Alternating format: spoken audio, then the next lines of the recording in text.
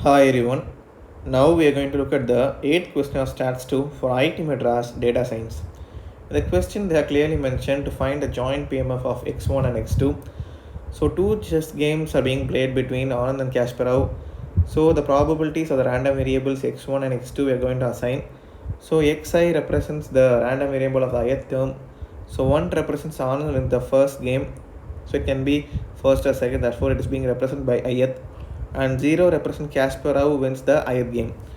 To think in contrast, so 0 let it represent Anand losing the game against Kasparov, and similarly 1 represents Anand winning the game against Kasparov.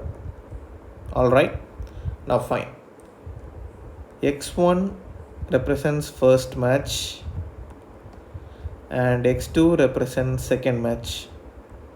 So these are the various differences you should be noting down before going into the question. Now, breaking down the questions line by line, the probability that Anand win the first game against Kasparov. So now, traveling along with the question, probability that Anand wins the first game. So x1 represents first game against Kasparov. So since he is winning, we are equating it to 1 is equal to 0.6. Okay. Now, similarly, probability that Anand win the second game given that he won the first is 0.8. Now, probability that Anand wins the second game, since he is winning the second game, equal to 1. Already under the condition, already he won the first game, therefore that is also equal to 1, which is 0.8. Hope for you it is clear. And third line, probability that Anand wins the second game given that he lost the first is 0.5.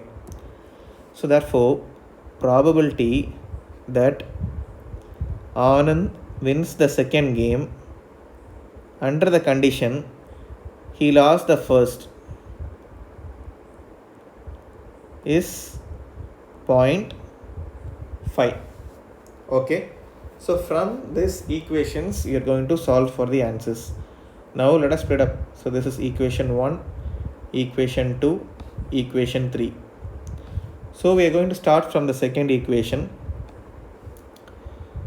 So we are going to solve by writing the formula P of x2 equal to 1 under the condition x1 equal to 1 is equal to probability of x2 equal to 1 comma x1 equal to 1 divided by probability of x1 equal to 1. Got it? Fine. We already know the value of P of x2 equal to 1 under the condition x1 equal to 1 is 0.8. So therefore 0.8 is equal to P of x2 equal to 1 comma x1 equal to 1. So the probability of x1 equal to 1 is, we already know it is 0.6.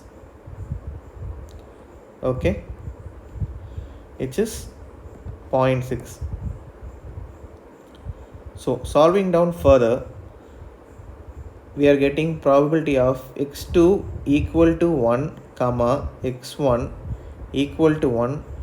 We are cross multiplying these two values, therefore we will be getting it as 0.8 into 0.6 is equal to 0.48.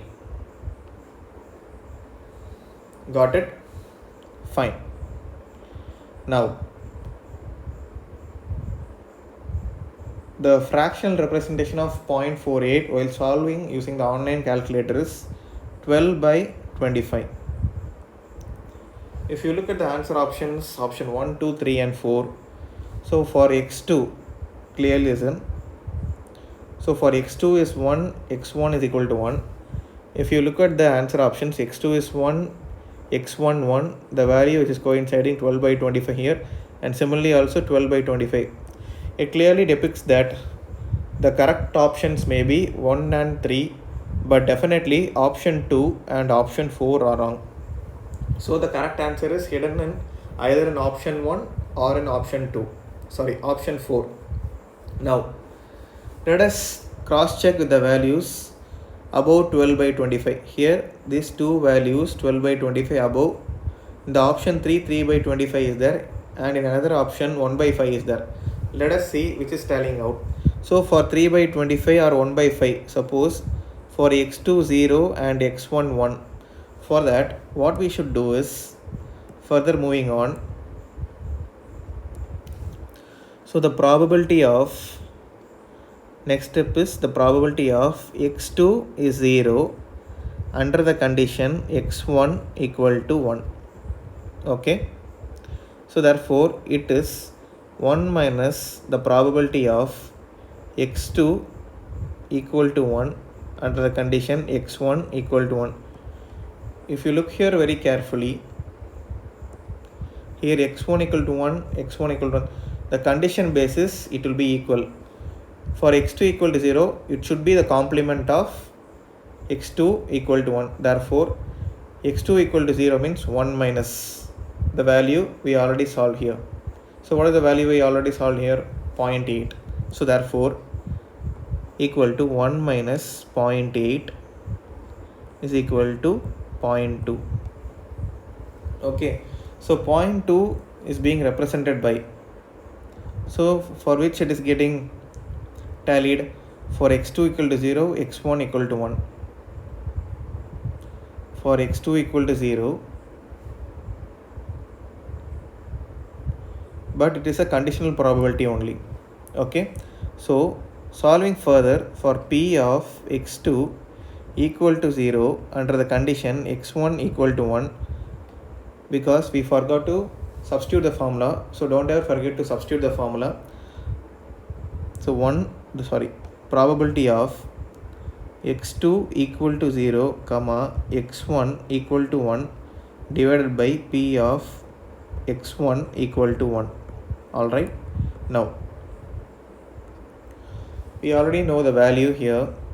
For p x2 equal to 0, x1 equal to 1, it is 0.2. Therefore 0.2 is equal to p of x2 equal to 0 comma x1 equal to 1 by, what is that, for the value of p of x1 equal to 1, that is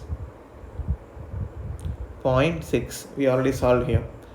So cross multiplying, we will be getting the answer as p of x2 equal to 0 comma x1 equal to 1 equal to 0.12. For the fractional representation while solving, so we will be getting it as 3 by 25. So which is the answer option? It's all this condition x2 equal to 0, x1 equal to 1. So x2 equal to 0, x1 equal to 1.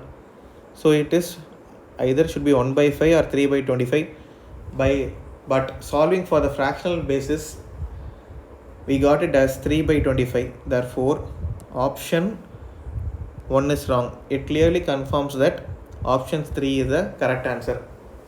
Okay, so this is how you should break down the options. Hope you understood my explanation. If you like my video, kindly press the like button, share it with your friends, comment your feedback, and subscribe my channel. Thank you.